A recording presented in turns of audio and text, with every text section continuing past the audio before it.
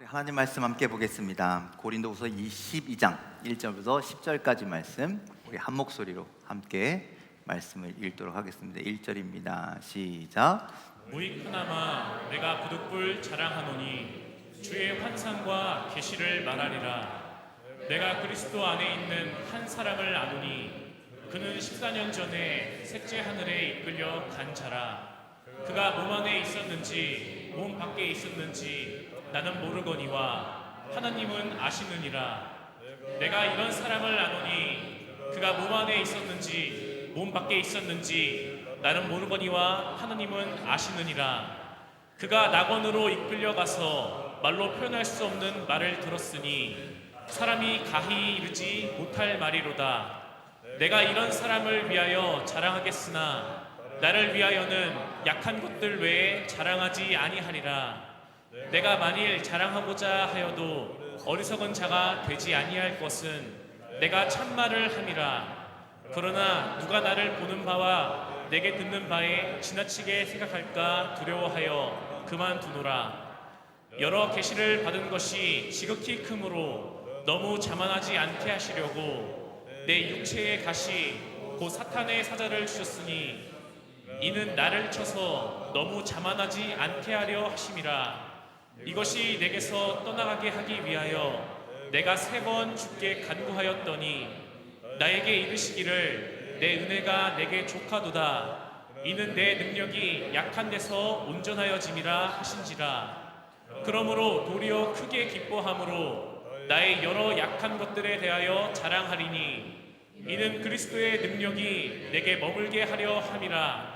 그러므로 내가 그리스도를 위하여 약한 것들과 능욕과 궁핍과 박해와 곤고를 기뻐하노니 이는 내가 약한 그때의 강함이라. 아멘. 할렐루야. 네, 오늘도 하나님의 크신 은혜와 사랑이 함께하기를 간절히 소망합니다. 자, 우리 고린도후서 계속 보고 있는데요. 아까 여러 번 제가 반복해서 말씀드렸지만 바울이 선교 활동 중에 여러 교회들을 세웠지만 어떤 교회를 제일 애착한다고요? 이 고린도 교회를 제일 애착한다고요. 그래서 고린도 교회는 하여튼간 아주 오랜 시간 공들여서 개척하고 또 거기서 가르치고 신앙생활 잘하라고 끊임없이 편지하고 관심 갖고 기도했던 교회가 고린도 교회였습니다. 자, 그런데 바울이 고린도 교회에서 사역을 하다가 다른 곳으로 이렇게 선교를 떠나자 여러분들 고린도 교회 성도들이 이 거짓 사도들의 영향을 받아서 바울을 비난하기 시작합니다. 바울의 목회를 폄훼하기 시작합니다. 바울이 저 사도도 아니야 이렇게 그를 그렇게 막 이야기하고 그랬다는 거죠. 여러분들 만약에 우리에게 이런 일들이 생겨나면 어떨까요? 앞에서는 막 정말 친한 척하고 정말 간도 쓸개도 다 내줄 것처럼 지금 특별한 아주 막 그런 관계인데, 그런데 딱 뒤돌았었을 때 저 사람이 나에게서 뒤에서 막 욕하고 나에게 막 이렇게 하고 그러면 여러분들 기분 좋아요, 나빠요? 그냥 대충 먼 사이면 제가 욕하든 말든 안 만나면 되지 이래 버리는데 정말 가까운 사람이라면 그러면 좋겠어요, 안 좋겠어요?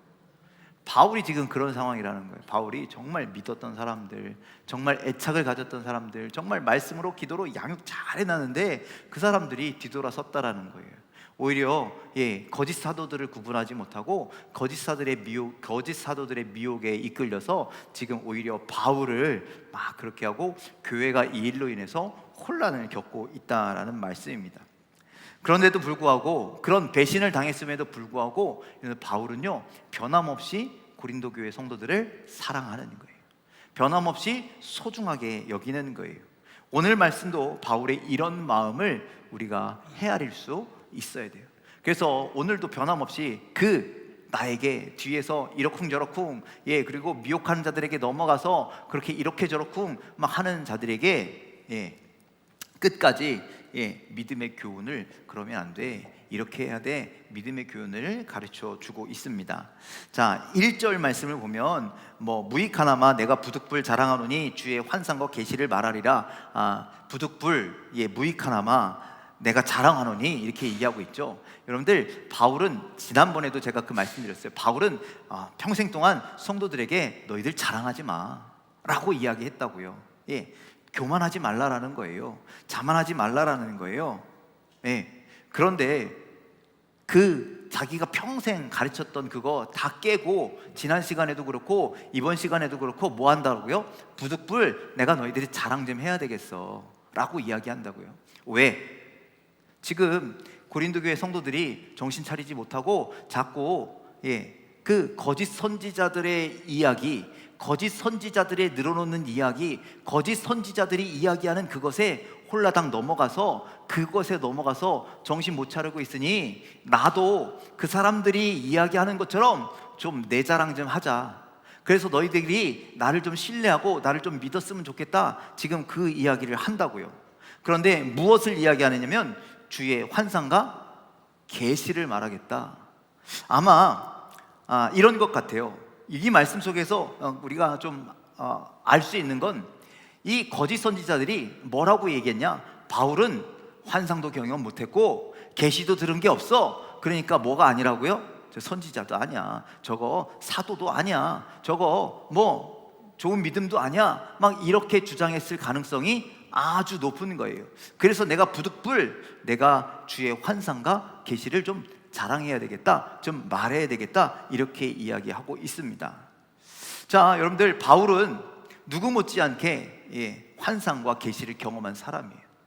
그런데 여러분들, 누군가에게 자랑하는 것조차 교만으로 보일까봐 함부로 이야기하지 못했다라는 것이죠.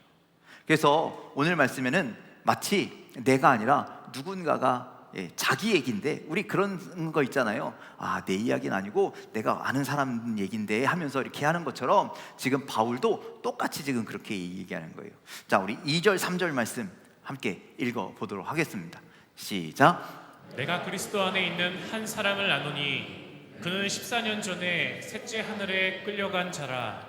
그가 몸 안에 있었는지 몸 밖에 있었는지 나는 모르거니와 하나님은 아시느니라. 내가 이런 사람을 아노니 그가 몸 안에 있었는지 몸 밖에 있었는지 나는 모르거니와 하나님은 아시느니라. 아멘. 자, 여러분들, 자, 여기서 내가 그리스도 안에 있는 한 사람을 아노니, 이 사람은 누굴까요? 바울이에요. 내가 아는 사람이 있는데, 근데 정작 자기 얘기야, 자기 얘기. 근데 그 사람이 14년 전에 뭐 했다고요? 셋째 하늘에 이끌려간 자라라고 이야기하는 거예요. 자기가 체험한 환상에 대해서 이야기하는 거예요. 내가 14년 전에 환상에 이끌려서 어딜 갔다고요? 셋째 하늘에 갔다라는 거예요. 여러분들, 이 유대인들의 문학에 보면, 유대인들의 기록에 보면 7층 천국, 3층 천국 이런 얘기가 굉장히 많이 나오거든요. 뭐 일곱째 하늘, 뭐 셋째 하늘, 뭐 여기도 셋째 하늘이 나와 있잖아요. 이 셋째 하늘이란 어디를 이야기하느냐면 가장 높은 하늘을 이야기하는 거예요. 즉 하나님이 계시는 곳을 이야기하는 거예요. 거기를 어떻게 갔다고요? 이끌려 갔다라는 거예요. 내 발로 걸어갔다가 아니라 누군가로부터, 누가 이끌고 갔을까요? 성령께서 이끌고 가신 거죠. 성령께서 이끌어 가셨다는 거예요. 그런데 그 몸 안에 있었는지 몸 밖에 있었는지 모르겠다. 죽어서 갔는지 아니면 살아서 갔는지 내가 어떤 상태로 갔는지 모르겠지만 하여튼간 성령에 이끌려서 내가 거기에 갔어라고 이야기하는 거라는 거예요. 자, 이 3층 천은요 가장 완벽한 하늘, 그러니까 우리가 소망하는 그곳이라고 여러분들 생각하시면 돼요. 거기를 내가 이끌려 갔대요. 그런데 여러분들 2절과 3절에 보면은 계속 뭐라고 그러냐면은 나는 모르거니와 누구는 아신다고요? 하나님은 아신다라고 말씀하고 있어요. 그러니까 바울이 체험한 것, 바울이 본 환상, 이 모든 것은요 나는 모르는 거래요. 나는 알지 못하는 거래요. 그런데 누구는 아신다고요? 하나님이 아시는 거라는 거예요. 그러니까 여러분들, 모든 환상과 모든 이런 경험은 누구 안에 있어야 된다? 하나님 안에 있어야 된다는 거예요. 하나님 안에 있는 것이 바른 거라는 거예요. 그러니 뭐 지금 거짓 선지자랑 본인과 지금 자꾸 비교해서 이야기하고 있는데, 왜냐, 지금 고린도 교회 성도들이 거짓 선지자들의 말에 유혹당해서 넘어갔으니까 어쩔 수 없이 그 사람은 이렇고 나는 이렇고 지금 이렇게 얘기하는 거 아니겠습니까? 이렇게 이야기한다라는 건 지금 이 거짓 선지자들이 환상을 보고 계시를 듣고 이런 것을 하나님이 주시는 것이 아니라 자기가 자기의 생각으로 지금 하고 있다라는 것을 간접적으로 이야기하고 있는 것이죠. 또 4절 말씀도 있겠습니다. 4절 말씀 함께 읽겠습니다. 시작. 그가 낙원으로 이끌려가서 말로 표현할 수 없는 말을 들었으니 사람이 가히 이르지 못할 말이로다. 자, 그가 낙원으로, 지금 바울, 그는 또 바울이겠죠. 바울이 낙원으로 이끌려가서, 낙원이라는 또 어디냐? 아까 그 말한 3층 천국을, 세 번째 하늘을 이야기하는 거예요. 가장 높은 곳, 가장 완벽한 그 하늘, 즉 하나님이 계신 그곳에 가서 표현할 수 없는 말을 어떻게 들었다라는 거예요. 그래서 사람이 가히 이르지 못한다. 이르지 못한다라는 것은요, 가히 우리가 말로써 어떻게 도저히 할 수 없는 그런 것을 보고 들었다라는 거예요. 여러분들, 그러니까 여러분들 천국을 경험했다, 뭐 어떤 환상과 계시를 보았다라고 하는 사람들이 막 주구장창 막 떠들잖아요, 그렇죠? 뭐 엄청난 것처럼 떠들어 사람들이 와, 그런 일이 있었대, 저런 일이 있을 때 막 하는데, 여러분들 성경에서는 뭐라고 그랬어요? 그거 경험하면 가히 표현할 수 없는 말을 들었기 때문에 사람이 가히 이르지 못한다, 함부로 말할 수 없다라는 거예요. 그래서 지금 거짓 선지자들 지금 뭐 하고 있다라는 거예요? 실컷 얘기하는 거예요. 내가 하늘나라 가봤는데, 내가 했는데. 아니요, 바울은 뭐라 그래요? 하나님께서 나를 이끄셨는데 라고 이야기하잖아요. 다른 거예요. 지금 거짓 선지자는 내가 가봤는데 거기에 이런 일이 있고 저런 일이 있고 이런 것 보고 저런 것 보고 막 이렇게 자랑하더라는 거예요. 그런데 바울은 그게 아니야. 환상과 계시는 누가 주시는 거다? 하나님이 주시는 거예요. 하나님이 나를 이끌고 가셔야 되는 거야. 그런데 거기 있는 건 함부로 우리가 떠들 수 있는 내용이 아니더라 라고 이야기한다라는 거죠. 거짓 사도들은요, 자기가 체험한 뭐 환상, 계시를 막 얘기하는데 그거 자기 자랑처럼 막 얘기한다라는 거예요. 그래서 자기 자랑을 넘어서서 자기 마음대로 막 주장하는 거예요. 자기 말이 꼭 하나님의 말인 것처럼. 그래서 여러분들, 우리가 그랬으면 좋겠습니다. 이 시대에도요, 가짜들이 얼마나 많이 있습니까? 가짜들이 막 그렇게 자랑한다고요. 내가 하면서 그런다라는 것이죠. 여러분들, 우리가 그래서 조금만 신경 쓰면, 조금만 깨어 있으면요, 이 바울과 같은 참 사도와 그 엉뚱한 것을 이야기하는 거짓 사도를 구분할 수 있다 없다? 할 수 있다. 여러분들, 누구를 자랑하는지를 봐야죠. 나를 자랑하는 건지 하나님을 자랑하는 건지. 내가 경험해서 감히 말도 못 끝나고 자랑이 될까봐, 교만이 될까봐 전전긍긍하는 사람인지, 하나님의 비밀을 어떻게 써든지 하나님의 뜻대로 하려고 하는 사람인지, 지금 내 뜻대로 내 마음대로 말하면서 이거 하나님 말씀이야 라고 하는 건지, 여러분들, 우리는 정신 차리고 이 세상을 구별할 수 있는 자가 되시기를 주님의 이름으로 간절히 축원을 드립니다. 여러분들, 정신 차리고 세상에서 들려오는 소리, 세상에서 막 떠드는 소리, 여러분들 무엇이 참이고 무엇이 거짓인지를 참되게 구분할 수 있는 지혜로운 성도가 다 되시기를 주님의 이름으로 간절히 축원을 드립니다. 자, 5절 6절 말씀 계속 가겠습니다. 5절 6절입니다. 시작. 내가 이런 사람을 위하여 자랑하겠으나 나를 위하여는 약한 것들 외에 자랑하지 아니하리라. 내가 만일 자랑하고자 하여도 어리석은 자가 되지 아니할 것은 내가 참말을 함이라. 그러나 누가 나를 보는 바와 내게 듣는 바에 지나치게 생각할까 두려워하여 그만두노라. 자, 내가 이런 사람을 위하여 자랑하겠으나, 어떤 사람을 위해서 바울은 자랑하고 있어요?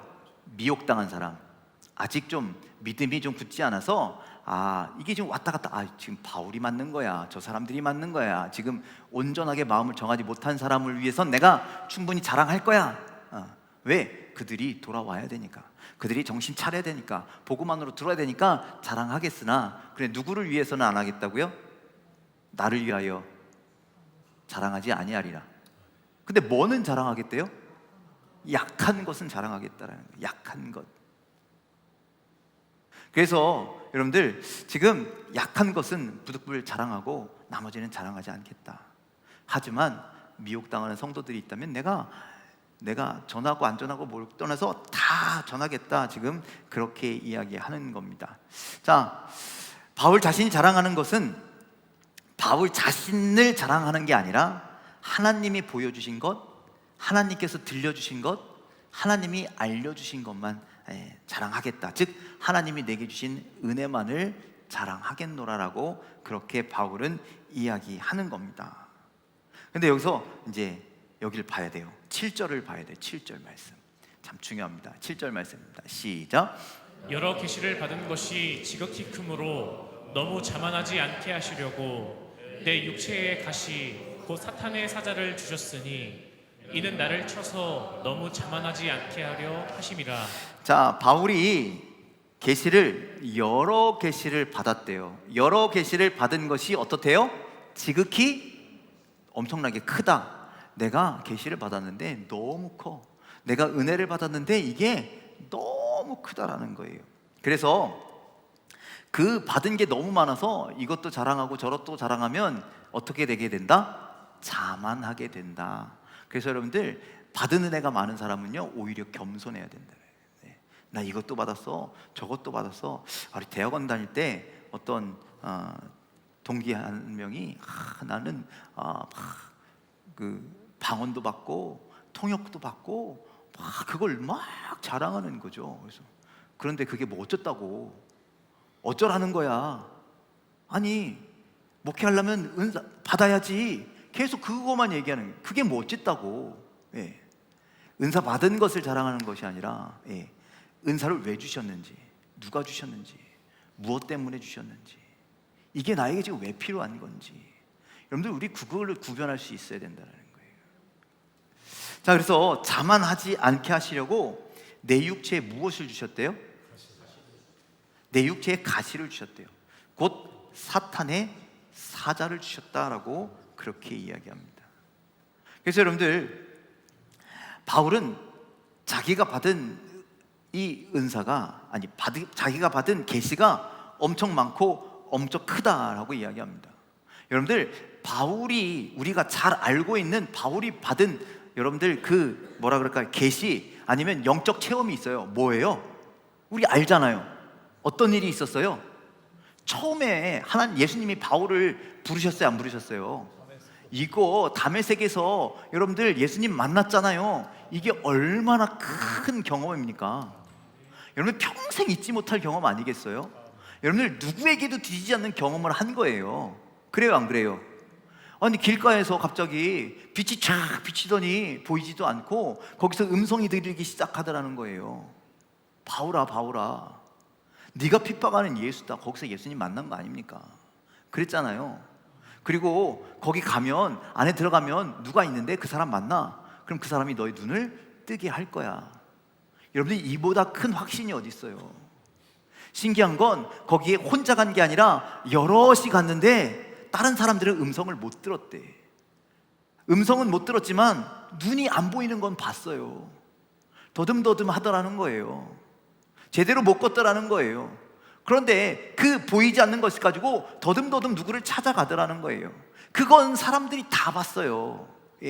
그러니 이 바울이 영적인 체험을 했다 안 했다?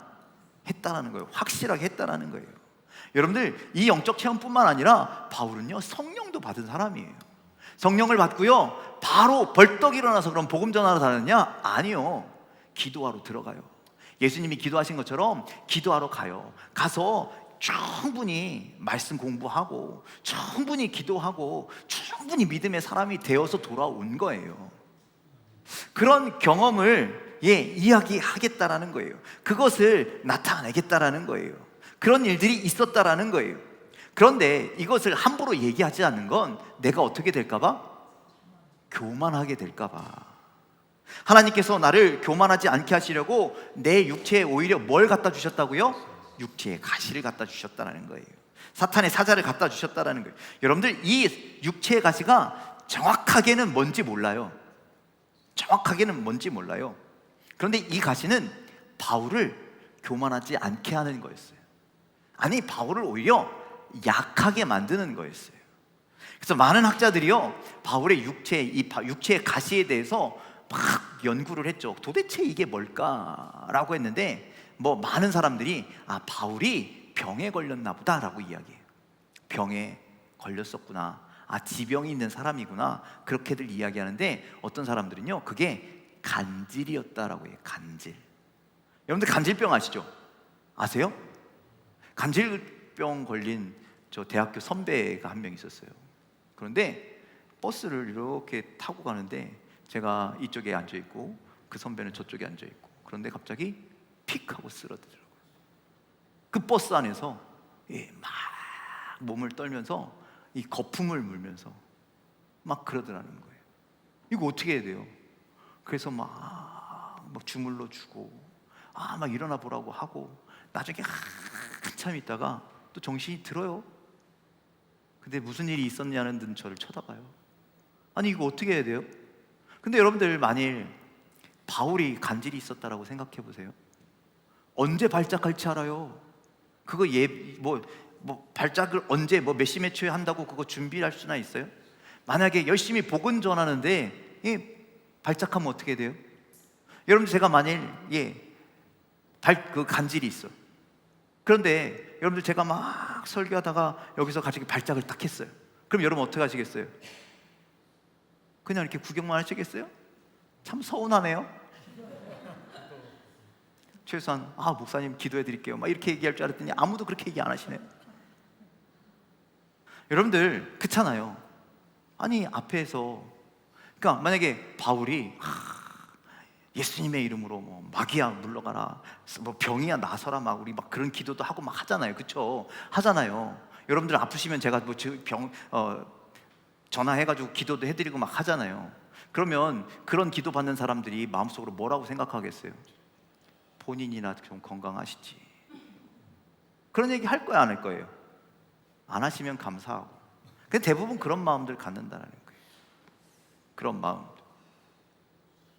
여러분들 강단에서 간질 걸린 목사가 전하는데 언제 발작될 줄 알아? 얼마나 두렵고 떨리는 마음으로 항상 서겠어요. 그러니 설교가 제대로 되겠어요? 목회가 제대로 되겠어요? 지금 바울에게는요 이게 육체의 가시라는 거예요. 내가 부족해, 내가 이것 때문에 너무 힘들어. 그러면 어떻게 해야 돼요? 이 문제 갖고 어떻게 해야 돼요? 기도해야죠. 누구 찾아요? 하나님 찾아야죠. 하나님 도와주세요. 그래서 바울이 이 문제로 기도할까 안 할까요? 기도합니다. 그렇죠? 8절 말씀 함께 해보겠습니다. 8절 시작. 이것이 내게서 떠나가게 하기 위하여 내가 3번 주께 간구하였더니. 자, 이 육체의 가시가 떠나가게 하기 위해서 내가 몇 번 기도했다고요? 3번만 기도했을까요? 네? 여러분들 이런 일이 있으면 딱 3번만 기도해요? 제가 여러분들 아프시면 딱 3번만 기도할게요. 이렇게 돼요? 여기서 3번은요 응답받을 때까지의 기도를 의미한대요. 그 3번이니까 이게 여러분들 우리 히브리 사람들의 어떤 언어적인 유희를 우리가 좀 알아야 되는데요, 이 3번이라는 건 정말, 그래서 이 기도가 어디에까지 상달될 때까지? 하나님의 귀에 상달될 때까지, 하나님이 들으실 때까지, 하나님이 들으셔서 우리를 신경 써주실 때까지의 기도가 3번 기도라는 거예요. 딱 횟수로 3번이 아니라 그때까지의 기도. 바울은 그렇게 열심히 기도하는 거예요. 그럼 여러분들도 기도할 때 몇 번 하시라고요? 끝까지 기도하시라. 최선을 다해서 기도하시라. 하나님께서 들으실 때까지 기도하시라는 거예요.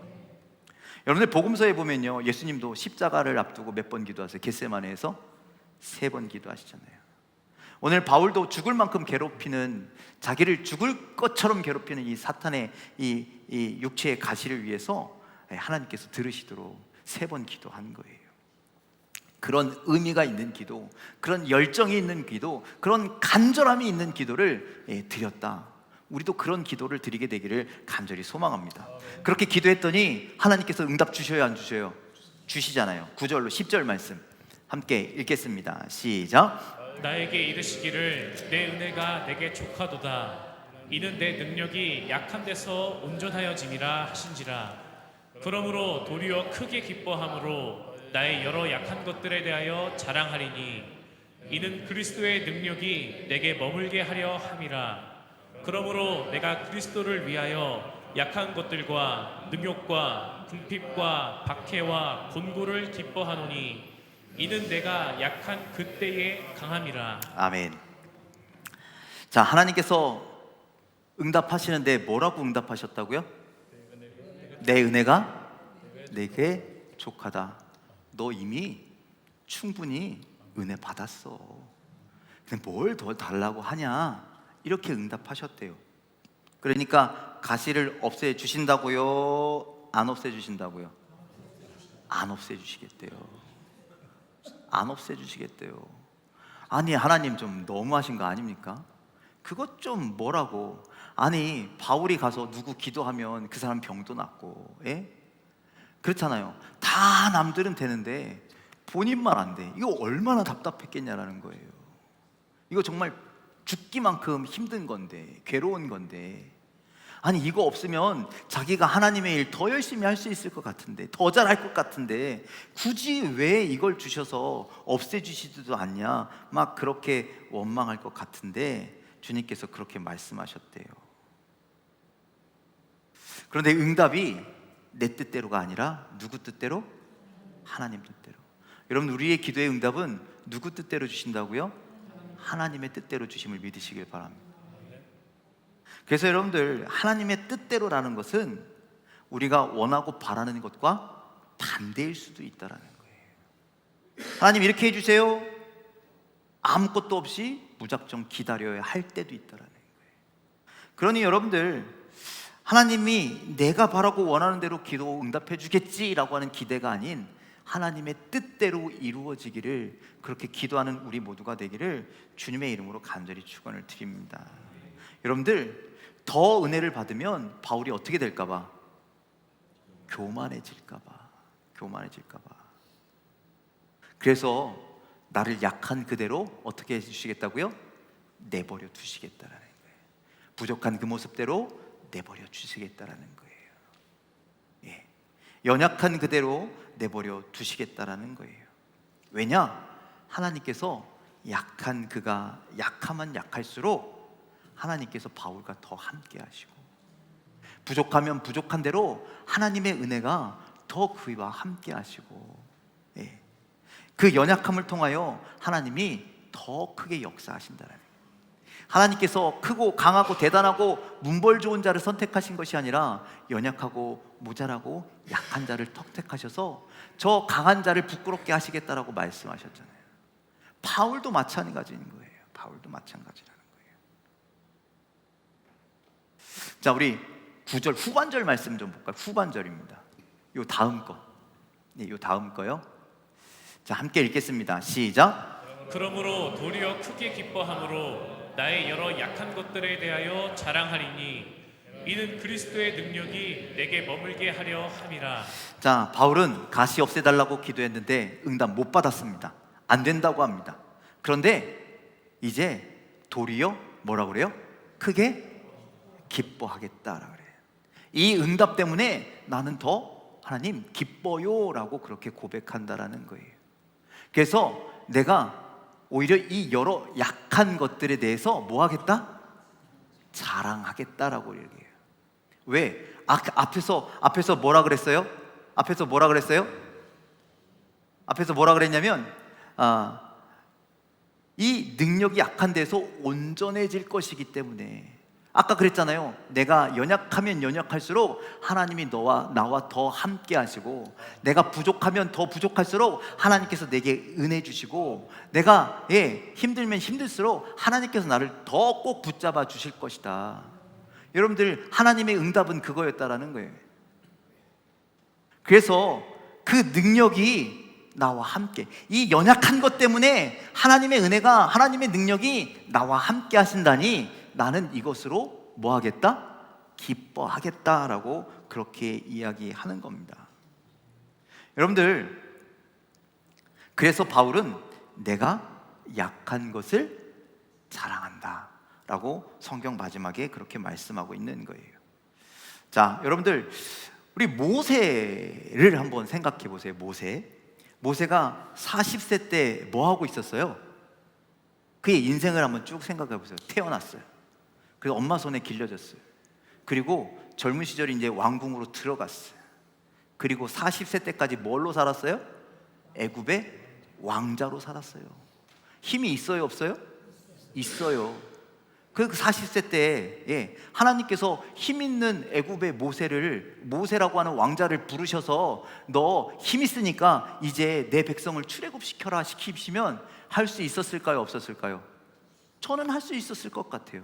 그런데 40세의 모세를 부르셨어요, 안 부르셨어요? 안 부르셨어요. 오히려 그를 살인자로 만드셔서 광야로 도망가게 만드셨어요. 그 도망갈 때 그가 가지고 있는 힘, 그가 가지고 있는 능력 다 내려놨어요. 그가 아무것도 아닌 그냥 아무것도 아닌 생판 거지같이 해가지고 저 미디안 강야로 가버리잖아요. 그렇죠? 거기서 40년 동안 자기 염소도 아니야, 자기 양도 아니야, 장인 어떻게 잘 만나서 결혼해서 아이 낳고 그리고 장인의 양을 치던 그런 힘없는 목자가 되어서 그렇게 40년을 또 80세까지 살았잖아요. 힘 빠지고 재산도 없고 아무것도 없는 그를 하나님께서 부르시더라는 거예요. 그 아무것도 할 수 없는 연약한 80세의 모세를 부르셔서 내가 너와 함께 할 것이니까 너 가서 뭐 하라고요? 백성들을 구원해라라고 말했습니다. 아니, 힘 있을 때 하시지 왜 힘 빠졌을 때 그러시냐고요. 젊었을 때 시켰으면, 힘 있을 때 시켰으면 잘했을 것 같은데 나 이제 힘도 없고 말도 못하고 나는 뭐 살인자라는 그런 타이틀도 있고 그런 나를 왜 이제 와서 부르시냐고. 나 그래서 못 가겠다고 모세가 그렇게 이야기하는 거 아닙니까? 그런데 하나님은요, 연약한 자를 들어서 사용하신다는 거예요. 부족한 자를 들어서 사용하신다는 거예요. 그래서 여러분들, 우리는 이 세상에서 강한만이 인정받는 시대를 살아가고 있지만 여러분들, 우리는 너나 할 것 없이 좀 더 강해지고 좀 더 좀 부해지고 좀 더 능력이 많고 뭐 이런 삶을 위해서 막 몸부림치며 살아가고 있지만 여러분들, 이런 현실을 살다 보니 강하지 못하면 한없이 작아 보이고 강하지 못하면 보잘것없어 버리고 강하지 못하면 초라해 보이는 인생이지만 여러분들, 하나님은요 그 약함 가운데, 부족함 가운데, 연약함 가운데 역사하시는 줄 믿으시길 바랍니다. 예수님이 이 땅에 어디에 오셨어요? 왕궁에 오신 분이 아니시라는 거예요. 저 작은 베들레헴 말구유에서 태어나셨잖아요. 초라한 목수의 아들, 예수님의 유년기요? 저 나사렛이요? 여러분들, 지도에 나오지도 않는 동네였대요. 사람들이 있는지도 몰랐대요. 야, 나사렛에서 무슨 선한 게 나올 수 있어? 사람들이 그렇게 완전히 무시하는 동네가 나사렛이었대요. 그런 예수님이 인류 구원의 역사를 이루셨다라는 거예요. 여러분들, 우리를 힘들게 하는 문제들이 있을 수 있어요. 여러분들의 삶에서 힘들고 어렵게 하는 문제가 있을 수 있어요.